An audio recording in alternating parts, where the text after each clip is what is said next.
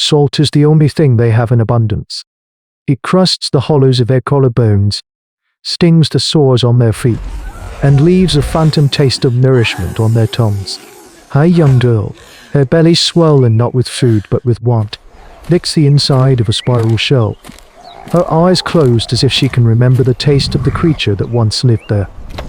This is their world now, a narrow strip of blacks and unsharp volcanic rock, squeezed between the indifferent churn of the sea and a wall of green that is no longer home.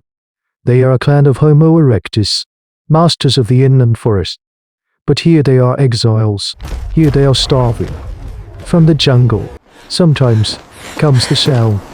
It is not the cry of a bird or the growl of the saber-tooth. It is a deep, booming cough that shatters the coastal quiet and makes the children press closer to their mothers. It is the sound of the usurper, the thing that broke their world. It is the sound of possession. Tail, his shoulders lean and corded from a lifetime of throwing, watches the green moor. He remembers the last time they tried to enter the grove, the blur of black fur, the splintering bamboo, the sheer, impossible scale of a fist that could shatter a man's skull like a ripe fruit. He carries the memory of Goliath's scream in his bones. Their life, over 1,000,000 years ago, was a rhythm of fruit, road, and hunt. Now, it is a desperate scramble dictated by the tide. The hunters return with little. A few crabs whose shells require precious energy to smash. A fish trapped in a shrinking pool, its flesh slimy and thin. The women, their hands raw, scrape algae from the rocks. There is no surplus. There is no security. Every morsel is consumed immediately. A fleeting victory against the gnawing emptiness. The matriarch, her face a map of seasons, watches the distribution. She ensures the youngest get the most. But the portions are so small they are an insult to the hunger. This is the brutal calculus of their new existence. A microcosm of the harsh realities shaping hominid history. Tonight, the fire is small, a fistful of embers jealously guarded against the damp sea air. It offers little warmth and less comfort. The face is lit by its flickering light or gaunt, their deep-set eyes reflecting the tiny flames. The primal fear is not of the dark beyond their circle, but of the inevitable dawn that will bring another day just like this one. They have been driven out. A solitary male gigantop by Checker's black eye, a 10-foot titan of rage and muscle, has claimed their freshwater spring. Their durian trees, their entire territory. For the great ape, it is a matter of dominance. For these ancient humans, it is a death sentence delivered one agonizing day at a time. An elder, too weak to rise, fumbles with a crab leg, her fingers trembling. She drops it into the sand. She does not have the strength to pick it up. No one moves to help. They only watch. In her quiet defeat, the entire clan sees its own reflection. The choice is becoming brutally clear: to die slowly on this beach, or to die quickly in the shadow of the beast. The change does not begin with a roar of defiance, but with a quiet, deliberate act. Cal walks away from the dying fire and retrieves the sharpened stick he uses to dig for clams. He does not look at the others. He stares at the wall of green, then back at his own hands. They are tools of desperation, skilled only in the petty thefts of the shoreline. But he remembers them shaping other things. He finds a piece of driftwood, its surface smoothed by the relentless water, and begins to draw in the wet sun. A circle for the great durian tree, a wavy line for the freshwater spring. He draws the place that was stolen from them. The matriarch, her joints protesting, rises and comes to stand over him. She watches the crude map take shape. Her gaze is not on the drawing, but on Kayla's face. She sees the spark of an idea fighting against the shadow of fear. She takes the stick from him and adds a new shape to the map. A deep, sashing line on the far side of the grove. The ravine, a place of treacherous footing under steep drop. It is a memory, a piece of shared knowledge that has, until now, been useless. A flicker of humanity, of shared consciousness, passes between them. A whisper has become a question. Soon, others gather. not with hope, but with a grim curiosity. The air changes. The suffocating lethargy gives way to a tense, focused energy. One of the older hunters, a man with a scarred cheek, fetches a core of good flint from his dwindling cache. He strikes it with a hammer stone. The sharp crack echoes in the damp air, a sound of purpose. This is the foundation of their survival skills, the primitive technology that defines them as early humans. The napper works with an economy of motion passed down through generations, his hand knowing the precise angle to strike, the force needed to shear off a perfect flake.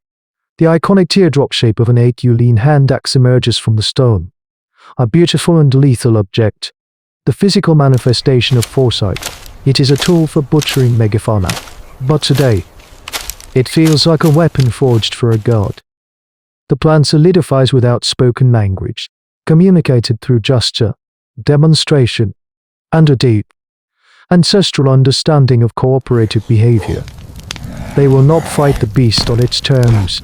They will not meet strength with strength. They will use the two things it does not possess, their numbers and their minds. The fastest runners will be the bait. Their job to make noise, to enrage the beast and draw it from the heart of the grove. A second group, carrying bundles of dry grass and burning embers held in large shells, will use fire not to attack, but to herd. They will create a wall of smoke and flame, closing off escape routes. Funneling the enraged gigantop, I check us toward the ravine. Kalen, the strongest throwers, will be the third group, waiting at the ravine's edge with newly sharpened bamboo spears. The plan is an intricate dance of risk, timing, and sacrifice. It is a testament to the cognitive leap that is the engine of human evolution, a desperate gambit to reclaim their world. As darkness falls, they do not huddle in fear. They sit in their silent, designated groups, checking the points on their spears, clutching their heavy stone axes. The fire burns brighter tonight, fed with purpose. Dawn comes not as a relief, but as a signal. There is no ceremony, no final word of encouragement. There is only the silent collection of tools and a shared look of grim understanding. They slip into the green wall as ghosts, their bare feet making no sound on the damp earth. The air inside the jungle is thick, heavy with the scent of decay and life, a constant reminder of the unforgiving nature of prehistoric life. The claw splits into its three currents, each individual a drop of water in a river of purpose, flowing towards a single, violent end. The runners are the first to act. To units, their bodies taut with adrenaline, begin to beat the trunks of ironwood trees with heavy branches.